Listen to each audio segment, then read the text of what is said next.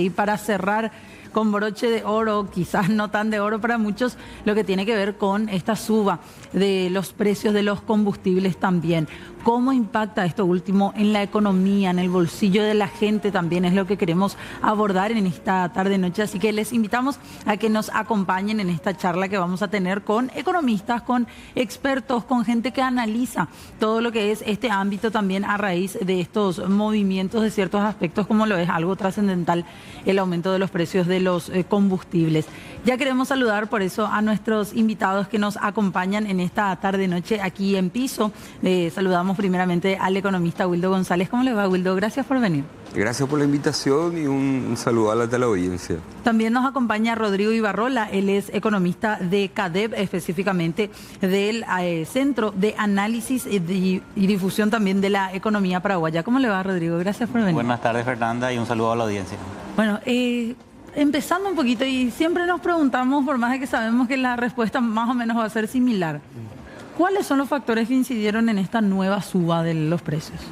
Bueno, mira, por el tema de los factores siempre es como complicado en nuestro caso, en Paraguay, porque no tenemos unas reglas claras en el tema de fijación de precios de combustible. Entonces siempre como se depende mucho de la casuística, que no necesariamente mencionan que hay un retraso en el tema de los precios internacionales. Por ahí a lo mejor también ponen como un causal el aumento del tipo de cambio. Por ahí también puede ser una explicación en el aumento de los costos de distribución, por la baja del precio, por la baja del nivel del río, o el aumento del costo del flete del transporte marítimo internacional, por ejemplo. Entonces al final hay una serie de factores que siempre terminan incidiendo en este sentido. Ahora, particularmente en esta suba que tuvimos esta semana, las condiciones financieras, las condiciones de los precios de referencia en los mercados financieros internacionales no necesariamente marcaban un aumento tan significativo como para que vea un movimiento, una respuesta a nivel local para que aumente el precio de los combustibles. ¿No daba como para 350 guaraníes? No sé si es que no daba 350, ese es el punto. Mira, es el punto que como que da como incertidumbre y no hay un factor claro que te pueda explicar el movimiento en el precio de combustible. Entonces, el que aumente el precio de combustible puede ser que sea o no un problema. Claro. No es un problema cuando la gente sabe bien por qué está aumentando. Sí. Entonces al final, lo que, como sin querer desviar el tema de tu pregunta, pero hubiera sido muy interesante que acá en Paraguay tengamos un sistema de fijación del precio de combustible. Pero eso no implica que no se cumplan las reglas de mercado. Pero, por ejemplo, en mi caso particular, en Chile, ahí se fija semanalmente una banda de precios que depende de todos los factores que están relacionados al mercado financiero, en los mercados internacionales. Pero eso se actualiza semanalmente. Entonces, semanalmente el Ministerio de Hacienda ya da a conocer cuáles son los precios de referencia que tienen que tener los precios de los diferentes tipos de combustible, y sobre eso van compitiendo los emblemas para tratar de situarse en diferentes puntos. Y aprovechando nomás que usaste ese ejemplo, Wildo, lo que respecta al caso Chile, ¿tiene mucha variación semana a semana o no? Y sí, tiene mucha variación, tiene variación, pero no tanto. Ahora, ¿cuál es el problema que allá pasaba, y pasa todavía bastante, es que cuando sube mucho el precio de los combustibles, no sube tanto? Por ejemplo, cuando como por ejemplo en el caso, por ejemplo, que pasó en el aumento de los precios por la guerra en Ucrania.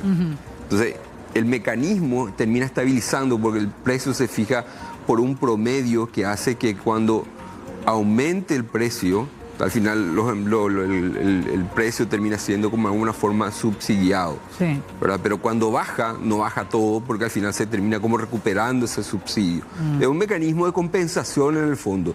Eso hace al final, igual también levanta muchas críticas en el fondo en el consumidor chileno, porque cuando baja el precio de los combustibles a nivel internacional, a ellos no le baja tanto porque se termina como compensando el no aumento que hubo en otro periodo. Pero por lo menos lo que ellos sí saben, cuáles son los factores que inciden en el precio de combustible. Algo que acá no tenemos. Eso. Algo que acá no tenemos.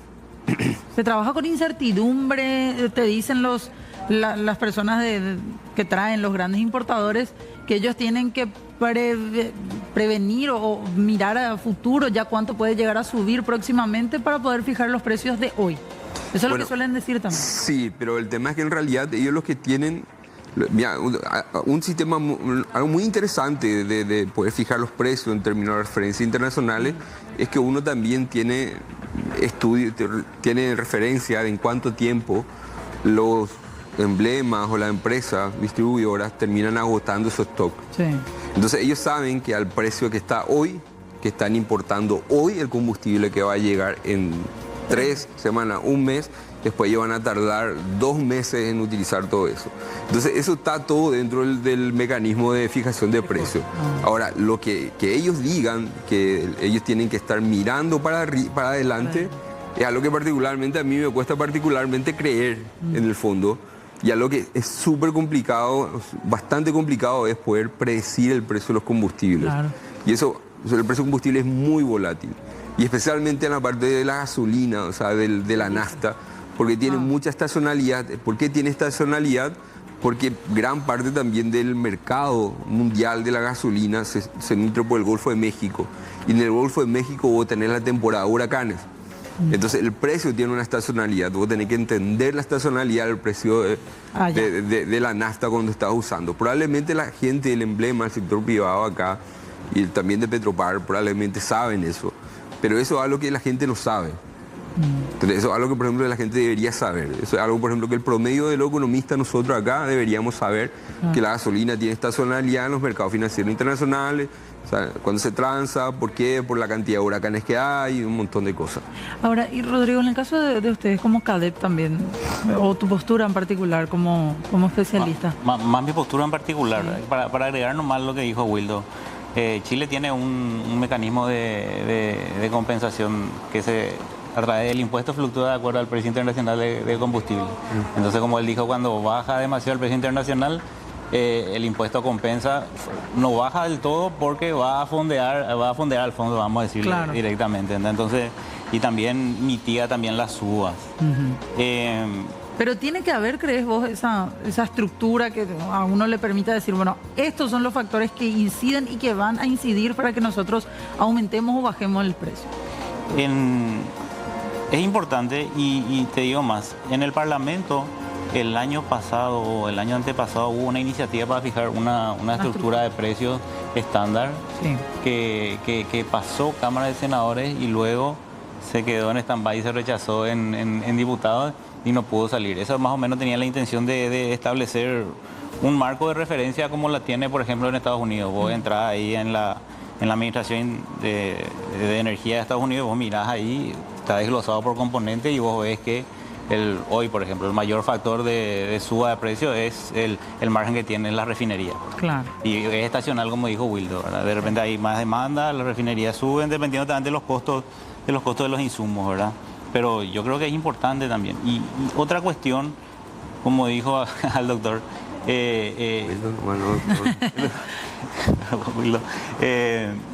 nosotros miramos mucho el precio del crudo, pero en realidad los emblemas miran mucho el precio del combustible del Golfo de México, el gasolina convencional y el gasoil ultra bajo en sulfuro, el precio del Golfo de México. Esa es la guía de los importadores. Sí, por eso se suele generar mucho ese debate incluso en redes sociales, que la gente se mete a buscar el precio del crudo.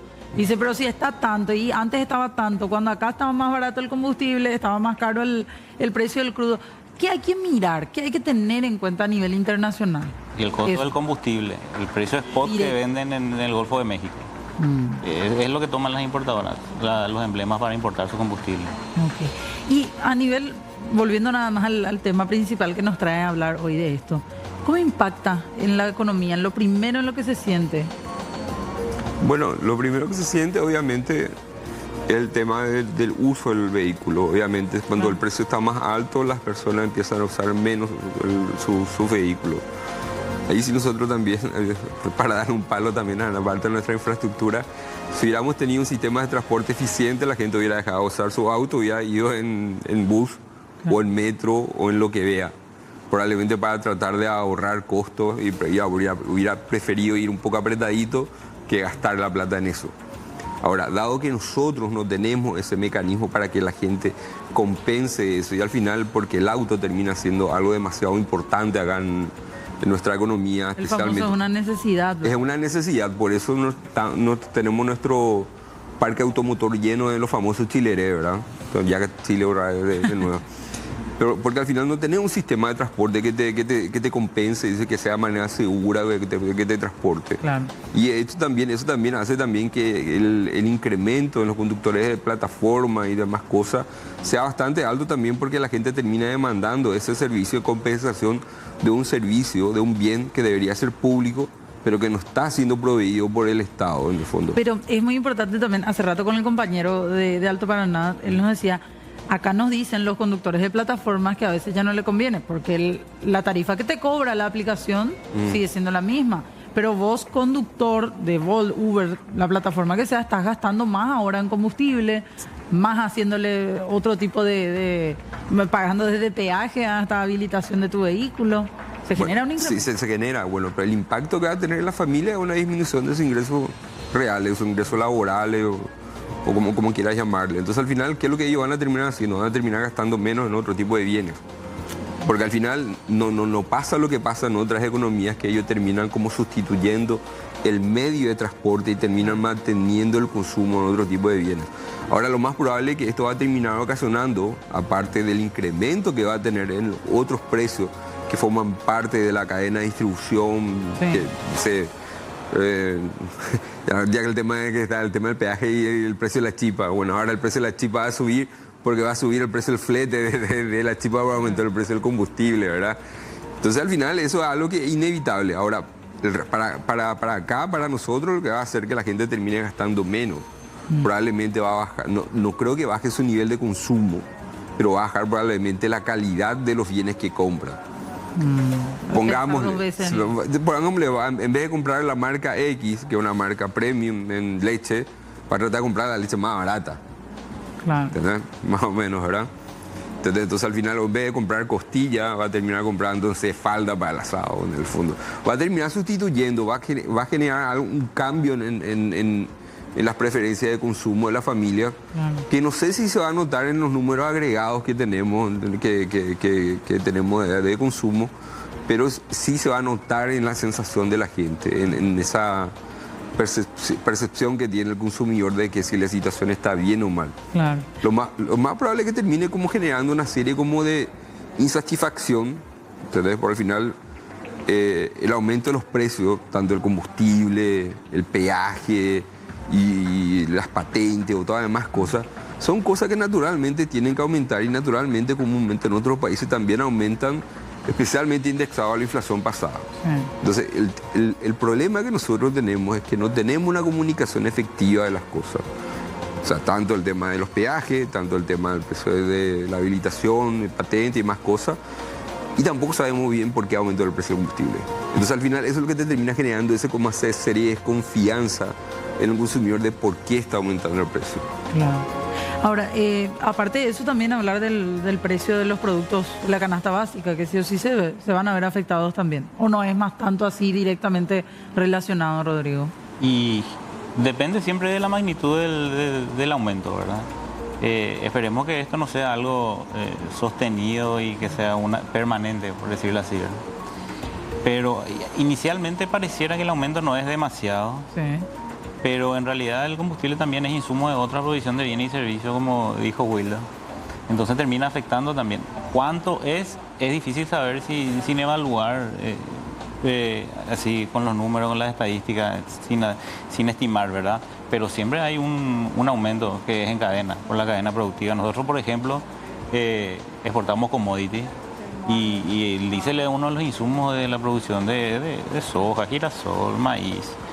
Entonces también aumenta el costo, disminuyen los márgenes y si no se pueden traspasar eso los precios internacionales, y son commodities, son precios internacionales, uno no puede traspasar directamente. Entonces tiene menos márgenes, entran menos dólares. Y es toda una reacción en cadena ahí que va a afectar, siempre y cuando sea o no permanente, depende de la magnitud. Todo hay que evaluar en la magnitud, ¿verdad? Pero inicialmente, al menos en teoría, esos son los movimientos que hay, ¿verdad? Pero pareciera no haber sido muy alta la suba, muy impactante. Y 350. 350, pero ellos subieron un monto fijo en todo tipo de combustibles, ¿verdad? Y ellos nomás manejan sus cuentas, no podemos saber exactamente cómo evalúan, cómo hacen sus márgenes y todo eso, ¿verdad? El diésel subió de diciembre a esta semana en el Golfo 14% de diciembre y la nafta, la gasolina 8%. Y si vos mirás el precio del combustible, 300 sería algo así como 5% más o menos, dependiendo de qué combustible tomes, ¿verdad? Ok. Y aparentemente es pequeño, ¿verdad? Pero dependiendo de cómo vaya evolucionando en adelante para ver el impacto, ¿verdad? Es difícil estimar. Lo que te puedo dar es más o menos una teoría de lo que podría pasar, ¿verdad? Claro. Pero siempre depende de la magnitud. Claro, y hablando un poco de esa teoría, sabemos que no podemos predecir el futuro, pero por lo menos una posibilidad, estamos en esa temporada o no de fenómenos climáticos que pueden incidir en el Golfo o no. No, eso es a mitad de año, en el verano de ellos. Pero el tema más que predecir, o sea, es como cuáles son los mecanismos que tenés para poder compensar eso. Y ahí también hay un tema también que nosotros tenemos una economía altamente informal y eso también limita las posibilidades de acción que pueda tener el gobierno. Pensar, por ejemplo, que a lo mejor el gobierno pueda tratar de hacer una política como así un poco más social, de alguna forma. Si hubiera sido un país formal, vamos a hacer un ejercicio que todos hubiéramos sido formal, sí. Todos pagamos los impuestos, nadie paga los impuestos, tiene que pagar, pero imaginemos que todos pagamos. Claro. Entonces al final, ¿qué es lo que el gobierno puede llegar a hacer? Bueno, mira, sabes que el incremento del precio de combustible le va a pegar mucho más a las familias o a las personas trabajadoras de los quintiles bajos. Sí. Entonces al final ellos pueden terminar dándole un crédito fiscal cuando ellos pagan su impuesto para que terminen pagando en realidad menos impuestos. Y al que está en los quintiles altos no le da nada, porque obviamente él tiene ingresos y puede pagar. ¿Y cómo compensa el gobierno o el Estado porque al final, la disminución en el sector social? Porque al final, en ese tipo de casos, más que compensar, son cuestiones que al final termina como generando un efecto positivo en la economía, para al final tu economía no termina reduciendo su nivel de actividad. Ahora estamos hablando de un cambio pequeño, pero imaginemos que el cambio no es pequeño, que el cambio es un cambio que pueda dar 1000 guaraníes, algo por el estilo. Esos 1000 guaraníes va a hacer que tu economía se contraiga, y cuando tu economía se contrae va a empezar a recaudar menos IVA, va a empezar a recaudar menos tipo otro impuesto, y al final te termina pegando bastante. O sea, de alguna u otra forma vas a tener nomás la disminución de tus ingresos como Estado. Sí, porque al final a veces el tema es que este tipo de transferencia o cosas como acción de política fiscal, como en algunos casos hay como mecanismos automáticos que funcionan en algunos países. Pero bueno, pero termina al final como compensando eso, y ese el potencial ingreso que no terminaste perdiendo de ingreso tributario es lo que te compensa eso más o menos en el fondo, para que no te arme un desequilibrio fiscal en el fondo, que tampoco es lo que se busca. Y lo que también la gente tiene que entender que las cosas tienen que fluctuar, las cosas tienen que moverse. Sí. Porque, por ejemplo, todo el mundo ponía ejemplo antes del tema de Argentina. En Argentina ellos tenían el precio bajo y fijo. Entonces ellos estaban felices de pagar eso. Pero en realidad ellos pagaban ese, el precio real, pero por otro lado porque tenían mucha más inflación. Entonces al final ese precio barato se le iba a un precio alto, pero en otra cosa que al final terminaban pagando. Al final en la economía siempre uno termina pagando. El problema es que tenés que tener las reglas claras para que el mercado vaya ajustándose. Ahora, nosotros somos una economía chica que no tenemos mecanismos para que la economía reaccione rápidamente a los movimientos, los precios, los shocks que puedan llegar a recibir. Entonces es muy importante que nosotros tengamos un Estado capaz que sea un poco más proactivo, o sea, un poco con reglas un poco más, una política fiscal un poco más discrecional, tipo pensando en política monetaria, reglas de eso discrecional, pensando más o menos en una política fiscal más discrecional. Pero el problema es que tenemos una economía altamente informal, entonces eso limita mucho el poder hacer ese tipo de medidas que pueda hacer el gobierno para poder compensar el aumento de los precios. Pero eso no podría ser tomado por muchos como regular el mercado, que es como que el cuco que tienen. No quieren meterse en la estructura de costos porque podríamos estar regulando el mercado. Se lo acusa constantemente a Petropar de hacer lo mismo también, de ser como el que frena todo lo que tiene que ver con las fluctuaciones de los precios de los privados. Yo no sería Mi visión personal es que para generar un bienestar en la economía y en la sociedad y que tu economía crezca, a veces hay que molestar un poquito a una porción chiquita de la población o del país, con tal de generar un bien mayor. El bien mayor es tener un mercado un poco más regulado, pero con precios más claros, reglas más claras. Todos los aumentos en los precios se van a traspasar de manera más clara y rápida probablemente, y todas las bajas probablemente también. Se van a sentir más. Se van a sentir más. Entonces, pero si tenés una regla que te mida, independientemente que sea como el modelo chileno o el modelo que pueda buscar, hay diferentes países que tienen. O sea, el modelo chileno es el más cercano que tenemos, por eso nosotros tenemos, pero en realidad es un modelo que es bastante general en el resto del mundo. Pero el modelo que decía, yo creo va a ser beneficioso, porque al final te va a transparentar ya el mercado. Lo que vos necesitas es transparentar el proceso de fijación de precios. Entonces al final, como el sector privado no hace, al final el Estado debería entrar a fijar precios y fijar niveles en los que podrían moverse los precios. Claro. Y que estén sustentados no en algo que esté sujeto al capricho de un funcionario burocrático, todas esas cosas, sino que algo que esté en función a los precios del mercado y a la situación, el tipo de cambio o lo demás variables. Y en el caso de Petropar, Rodrigo, ¿vos querías decir algo? No, y desde el gobierno, del Estado en general, el modelo que ellos adoptaron es regular a través de Petropar más de sus precios. Pero a mí lo que me surge la incógnita de Petropar es que ellos compran combustible una vez al año, 2 veces máximo, ¿verdad? Y la última compra que hicieron fue en febrero del año pasado. O sea que en estos días, en este momento, van a comprar nuevamente ya con los nuevos precios. Claro. Y no sé si van a poder, si es que es real la presión de precios internacionales que va a subir, va a hacerle que el precio al público sea mayor, es difícil que Petropar mantenga sus precios si es que ya no compró ya o va a comprar de ahora en adelante, ¿verdad? ¿Y esas compras están publicadas como para que ustedes...? Sí, están publicadas, se publican. Lo que pasa es que ellos tienen un mecanismo muy particular, no es que hacen una licitación y vienen las ofertas, ellos compran el precio spot, le llaman, hacen una compra así de, ven un día X y este día entonces se hace una compra, se finiquita, se firma el contrato y luego se publica. No es que se hace una licitación pública y claro, porque aprovechan el momento y las fluctuaciones. Es una potestad que ellos tienen, un mecanismo que ellos tienen para comprar, ¿verdad? Y la última compra fue ya hace un año. O sea, ¿hay probabilidades, dijo Rodrigo, de que pueda subir ya en los próximos días Petropar su precio? Es difícil estimar eso.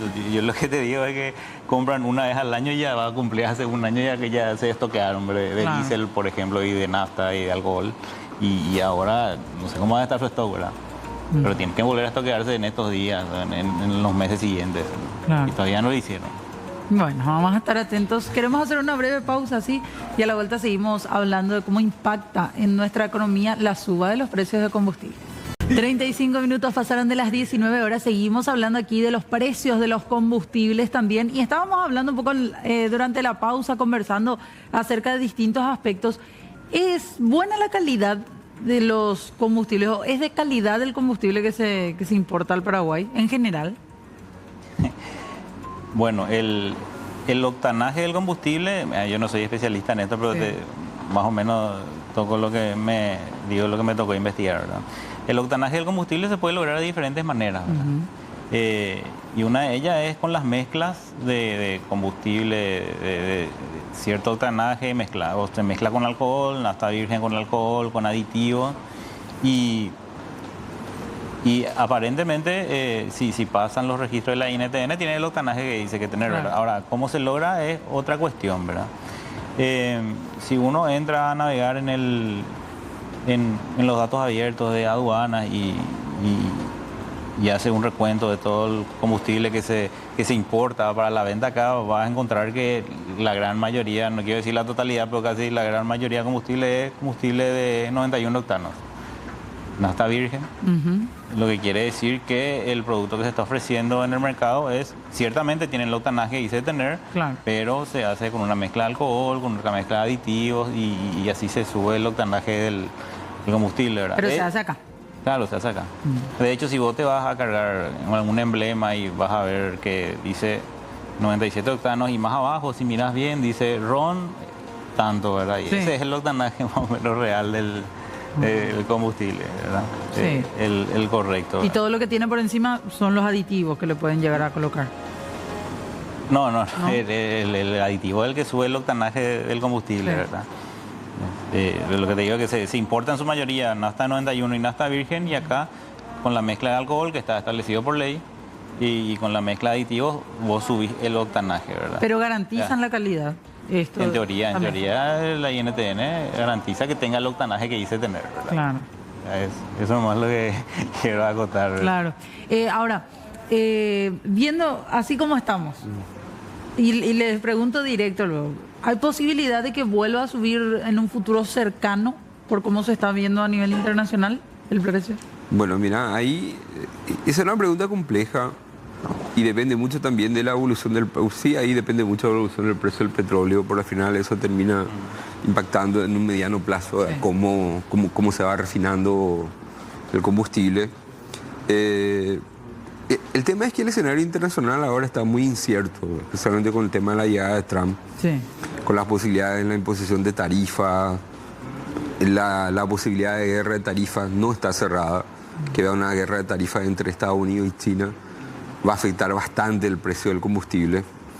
Entonces, dependiendo de cómo se den las sanciones, el precio puede aumentar mucho o incluso puede bajar mucho. Porque pensemos, por ejemplo, que al final Estados Unidos empieza a imponer sanciones y al final termina como bloqueando de alguna forma y termina reduciendo la demanda mundial de petróleo. Entonces al final va a ser el precio del petróleo termina bajando fuertemente.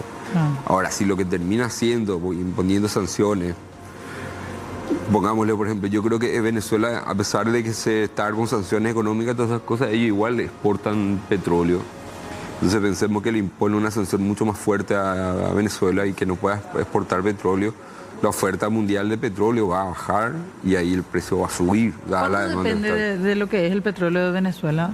Se depende mucho de eso. No tendría como el porcentaje o como la medida correcta. Obviamente siempre lo que te introduce mucho más ruido en el precio del petróleo y después te termina pegando directamente al precio de la gasolina es lo que pasa en Medio Oriente especialmente. Y también el tema con el conflicto que hay en tema de Rusia y demás cosas. Entonces al final ahí hay una especie de enjunje que está más relacionada a la geopolítica, que siempre es complicado y que ahora todavía no hay un escenario claro. De hecho, si vos me preguntás personal y me decís cuál es tu visión personal de qué va a pasar en el mundo, no solamente con el precio del combustible, sino que con el precio de, no sé, con la tasa de interés, con el tipo de cambio, con el precio de los demás commodities, yo te diría que el escenario es incierto. ¿Por qué incierto? Porque todavía no estamos empezando a ver cuánto de lo que en realidad Trump prometió en campaña va a terminar cumpliendo. Que puede llegar a ser mucho menos que lo que probablemente todos esperamos, o puede ser mucho peor también si al final el tipo viene en una especie de forma de un Trump 2.0 recargado así para tratar de hacer América grande otra vez y ahí termina explotando. Y de hecho algo, por ejemplo, que eso también tienen contemplado los mercados financieros internacionales, que esperan que la serie de medidas que Trump tome, independientemente de cuáles sean, van a terminar generando más inflación, porque van a terminar incrementando la cadena de costos en la logística y el comercio mundial. Y eso va a generar más inflación. Y que hay más inflación, hay más tasa de interés en el mercado financiero internacional. Eso hace que aumente el costo del financiamiento para todos. Ahora, y eso también le termina pegando también indirectamente al precio del combustible. Pero al final es como una especie de, no sé si enjunje la palabra correcta. Un engranaje ahí. Engranaje ahí, en el que parece así como si fuera la cuestión así de la serie, esa que todo está conectado así. Al final que te termina. Y es así, ¿verdad? Claro. Pero es así. ¿Entendés? Y al final terminan pasando cosas en el mundo que parece que no nos pegan, pero le termina pegando hasta el precio de la chipa. Claro. ¿Entendés? No, y por eso decíamos, es un engranaje al fin y al cabo, es una especie de círculo vicioso, por así decir, porque decías, por un lado la gente empieza a comprar menos u opta por otros productos, empieza a ahorrar más quizás, a gastar menos en esto, pero sí a invertir más en no sé, en el vehículo, en el combustible que va a cargar. Y eso genera también una rueda que hace que se tenga menos ganancias en ciertos sectores de la economía, como es el consumo de los productos de la canasta básica, a cambio de que tenés aumentos en otros lugares. Sí. Es así, es un engranaje al fin y al cabo, ¿verdad? Sí, y lo más probable al final va a terminar afectando de alguna manera. Entonces, ahora, ¿cuánto de eso se va a llegar a materializar este año? No. Muy difícil de saber. Es difícil, demasiado difícil. Y Rodrigo, vos opinás lo mismo y le sumo nada más al contexto internacional. Sí. La sequía también acá en el Paraguay, de la que tanto se habla, ¿puede llegar a impactar con todo esto? Claro, la sequía afecta bastante porque aumenta el costo logístico del transporte por la hidrovía. Entonces, cuando el calado es muy bajo, las barcazas no pueden cargarse a tope, entonces cuesta más trasladar el mismo volumen. Entonces aumentan los costos, ¿verdad? Y la misma rueda con el tema del combustible, ¿verdad? O sea, uno puede trasladar el aumento de tu costo logístico al precio internacional porque es un commodity y todos venden al mismo precio, ¿verdad? Entonces vos perdés competitividad cuando subió el precio. Entonces eso es un problema para los agroexportadores, por ejemplo, ¿verdad?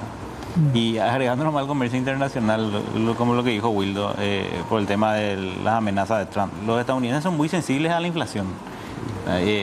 Una de las cosas que no quiero decir que le hizo perder las elecciones a Kamala, pero la inflación estaba un poco por encima de lo que ellos están acostumbrados. Sí. Y era prácticamente, no sé, algo nunca visto, más o menos mucha queja sobre la inflación y estaban más o menos en los niveles que nosotros tenemos, pero para ellos tienen un 2% de su meta, el nuestro es 4, ahora 3,5, ¿verdad? Sí. Pero estaba muy por encima, entre comillas, que es lo que es normal en países desarrollados, ¿verdad? Entonces ellos son muy sensibles y este tipo de cosas, poner tarifas, aranceles, puede crear que vuelva a subir, como dijo Wildo. Eso implica que la FED tenga que aumentar su tasa de referencia y lo que nos pega a nosotros del lado que ella explicó y además de las finanzas públicas porque aumenta nuestro pago de intereses. Claro.